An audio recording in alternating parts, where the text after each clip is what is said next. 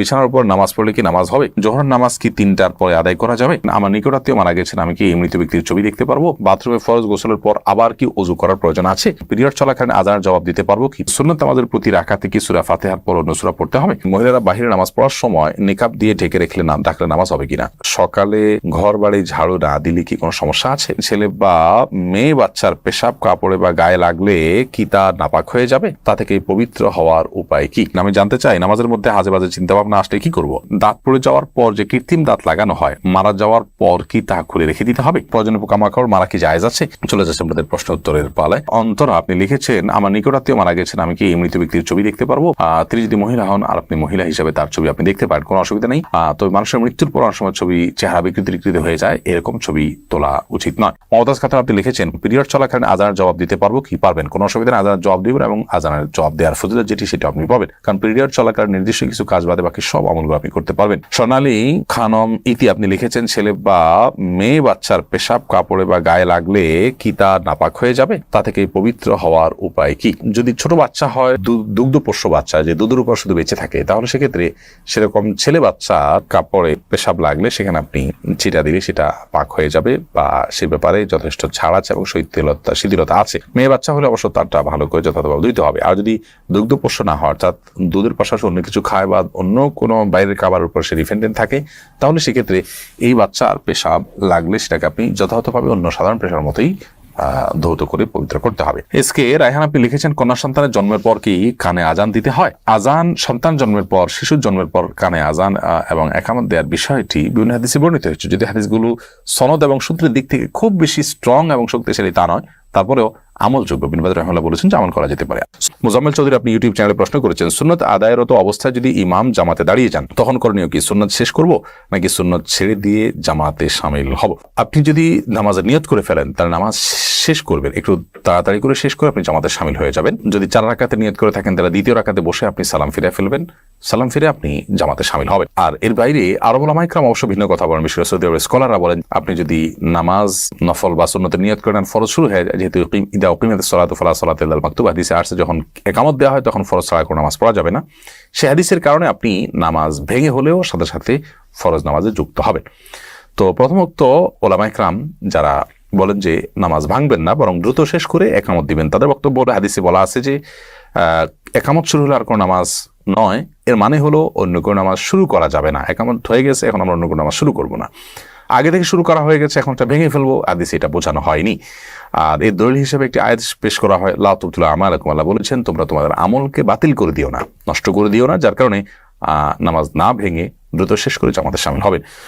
অবশ্য শেখ ইবনে উসাইমিন রাহিমাহুল্লাহ তিনিও বলেছেন যে যদি কেউ দ্বিতীয় রাকাতে থাকে, তাহলে না ভেঙে বরং দ্রুততার সাথে শেষ করে তারপরে জামাতে শামিল হবেন। মাহমুদ তুষার আপনি লিখেছেন, বাথরুমে ফরজ গোসলের পর আবার কি ওযু করার প্রয়োজন আছে? বাথরুমে ফরজ গোসলের পর যদি সুন্নত পদ্ধতিতে গোসল করে থাকেন, তাহলে পুনরায় ওযু করার দরকার নেই, কারণ সুন্নত তরিকার গোসল মানেই হলো শুরুতে আপনি নাপাক দূর করবেন, এরপরে হাত ধুবেন, মুখ ধুবেন, কুলি করবেন, হাত মানে ওযু করবেন, শুধু পাও দাওয়াটা বাকি রাখবেন, শেষে বের হওয়ার সময় পাওটা দিয়ে বের হয়ে যাবেন।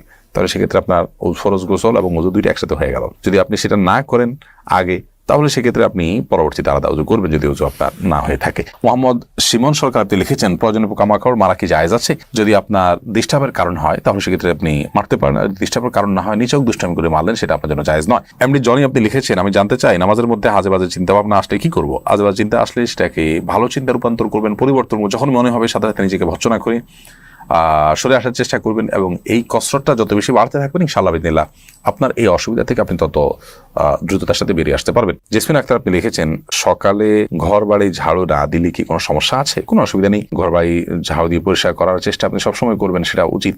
বাট এটা না দিলে যে কোনো ক্ষতি হবে, অলক্ষণ হবে, অকল্যাণ হবে, এরকম কোনো বিশ্বাস মুসলমান রাখবেন না, কারণ হাদিসে এরকম কোনো কথা বলা হয়নি। এরপরে রাশিদ মাহদি আপনি আমাদের ইউটিউব চ্যানেলে প্রশ্ন করেছেন, মসজিদে প্রবেশ করার পর ইমাম সাহেবকে রুকু অবস্থায় পেলে করণীয় কি? আগে হাত বাঁধবো নাকি সরাসরি রুকুতে চলে যাব? আপনি মসজিদে প্রবেশ করার পর ইমাম সাহেবকে দেখেছেন যে তিনি হাত বাঁধছেন, তিনি রুকুতে আছেন, তো এই ক্ষেত্রে আপনি তাকবীরে তাহরিমা পড়তে হবে, আপনাকে আল্লাহু আকবার বলবেন। আল্লাহু আকবার বলার পর যদি সময় থাকে, তাহলে রুকুর তাকবীর দিয়ে রুকুতে যাবেন, আর যদি সময় না থাকে তাহলে সেক্ষেত্রে এটা না দিলেও চলবে। আল্লাহু আকবার শুধু প্রথম তাকবীরটা দিয়ে আপনি সরাসরি রুকুতে যাবেন। এই ক্ষেত্রে আমরা বেশিরভাগ মানুষ তাকবীর দেওয়ার পর আবার হাত বাঁধি। এই হাত বাঁধাটা এটা জরুরি নয়, বরং হাত বাঁধতে হবে না, আমাদের আল্লাহু আকবার বলে আমরা ডাইরেক্ট রুকুতে চলে যাব। ধরুন রুকু থেকে ইমাম সাহেব দাঁড়িয়ে গেছেন, তাহলে তো হাত বাঁধার প্রশ্নই নেই। আল্লাহু আকবার বলে ইমাম সাহেব হাত ছাড়া অবস্থায় আছে, আপনি হাত ছাড়া অবস্থায় থাকবেন।